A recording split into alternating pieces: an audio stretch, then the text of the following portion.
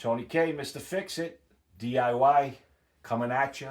This time I'm with my man Isaac. Yes, sir. Isaac's a longtime friend of mine. We've been through it. He's been through it. Man, we got stories we could tell you about survival. Don't give up. But I'm here today because my man had a problem. He called me up. He said, T, my friggin' boiler is blowing water out. There's water leaking out the side of it. I don't know how to stop it.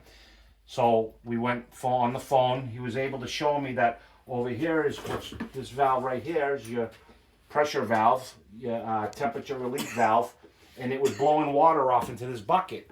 And he didn't understand why it was just doing that. So I asked him to come over to this expansion tank, is what it's called. And typically this is the problem. When you're overpressurized like that and the water is leaking out, this is no longer doing its job. The best way to figure out why, you knock on it, believe it or not, and if it's solid and filled with water, then it's done its job and it's time for a new one. That means the bladder is gone inside of here. So what's going to have to be changed is this expansion tank. Now to do that, you have to bring down the pressure from this area because you don't want water spraying out all over the place. It's easy to do, but if you don't know 100% what you're doing, it could be difficult as well, mostly because you want to draw the pressure off, and you also don't want the boiler running and being hot, because you get hot water all over yourself, you'll scald yourself. So you need the boiler off 100%, make sure the water is cold, and then in this case, there should be a draw off up here. Typically it would plumb down and you'd have a little draw off, meaning you could open up like a hose spigot, open it and drain it into a bucket and get all the pressure out of this area. It would fill up the bucket and then it would stop leaking, and then you know there's no pressure in here. But because that draw off valve is not there, I had to shut down and isolate all at the zone valves, shut off the water feed, and then go and drain the boiler down so that it has no pressure, and the pressure indicator is indicated by a gauge in there. It brings it down to 0. So we're going to show Isaac how to do this all by himself. He's probably going to get a little wet here. Because of the situation we're set up directly into this, you don't really need to put a tool on it. You don't even need a wrench in this case. If there was a pipe extender here and you're going to screw off of a nipple, let's say, you would want to hold the nipple so the nipple doesn't unscrew from here and just unscrew the tank. So you would need 2 wrenches. In this case, it's pretty simple, Isaac. So you're just going to go ahead, you're going to grab this tank, righty-tighty, lefty-loosey. That's it. I know Harvard educated gets that, right? No, that's right. All right, so we're going to stand back and he's going to slowly unscrew that tank. Righty-tighty, lefty-loosey. Yeah, that's the way. And you might still want to put a wrench on it because it is. Yeah, it's pretty tight. Well, go ahead. You should be able to give it a.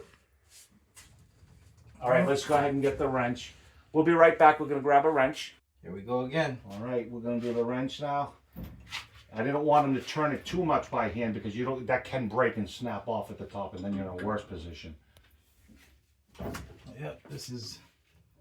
That's on there pretty good. Yep. Wowza. There you go. Use those big muscles. I'll put a little elbow grease there. Don't bend it now, just Let me go back keep it a little straight. bit. Oh, there's a clamp. Is that a clamp on that? No, it's gonna unscrew. There you go. Now you can use your hands. You should be able to unspin that now. There you go. All right. This won't be my first time Moment of getting truth. wet. Yeah.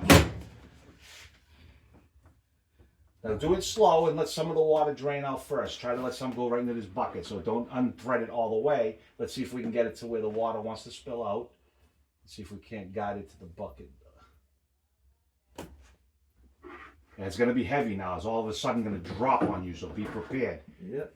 If that last tooth doesn't catch it, this thing could just fall right out of your hands. Be careful, be careful. We might not get any water at all, you know. That's not good. We never want it dry. We want it Well, wet. no, it's okay. That means we drain the system, and really. That one flew over his head. Yeah. Is it? All right. Think we get. Yep, we There get. you go. Oh, I told you it's gonna be heavy. Ooh. I told you that sucker's heavy. Got it? Got it. Major failure. Nope. Major positiveness. That shows you how heavy it is. All right. Look at the arms. Look at the arms. That's how heavy that is. So you got to be careful taking that down. But there you go.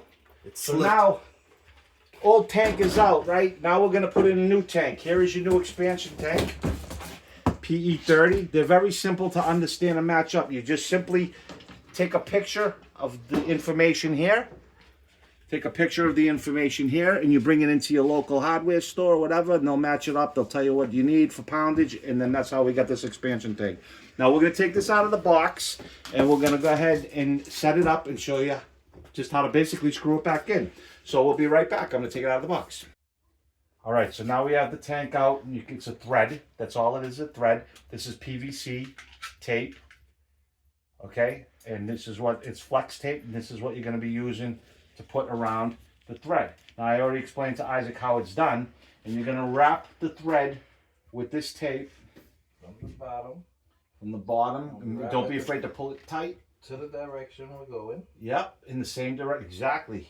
In the same direction that you're going to spin it on. You want that to go in the exact same direction. There you go, look at that.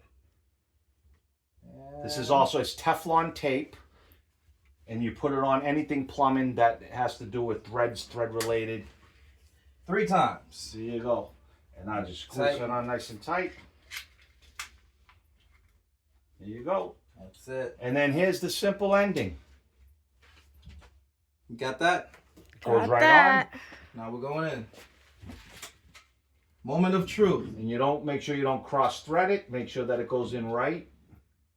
If it spins in and it starts getting tight on you at the very beginning, there's something wrong. Back it out, Yeah. back thread it, and then redo it.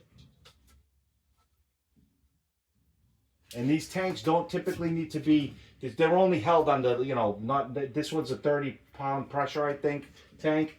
They're not under that much pressure, so you don't really, you have to screw them on tight and get them nice and wedged in and snugged up. But you don't have to over crank these things. They don't have to be tight, tight, tight, tight. So he's going to spin that right on. Hand tight is basically all you have to do. There we go.